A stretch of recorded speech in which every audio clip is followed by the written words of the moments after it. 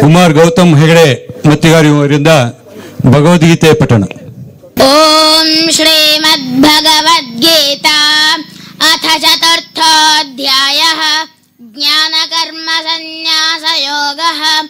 ಶ್ರೀಭಗವಾನುವಾಚ ಇಮಂ ವಿವಸ್ವತೆ ಯೋಗಂ ಪ್ರೋಕ್ತವಾನಹಮವ್ಯಯಂ ವಿವಸ್ವಾನ್ಮನವೇ ಪ್ರಾಹ ಮನುರಿಕ್ಷ್ವಾಕವೇ ಬ್ರವೇ.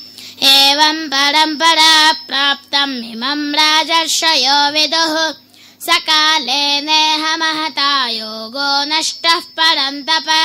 ಸ ಏವಾಯಂ ಮಯಾ ತೇದ್ಯ ಯೋಗಃ ಪ್ರೋಕ್ತಃ ಪುರಾತನಃ.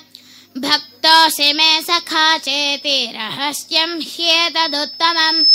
अर्जुन उवाच अपरं भवतो जन्म परं जन्म विवस्वतः कथमेतद्विजानीयां त्वमादौ प्रोक्तवानिति. श्रीभगवानुवाच बहूनि मे व्यतीतानि जन्मानि तव चार्जुन तान्यहं वेद सर्वाणि न त्वं वेत्थ परन्तप.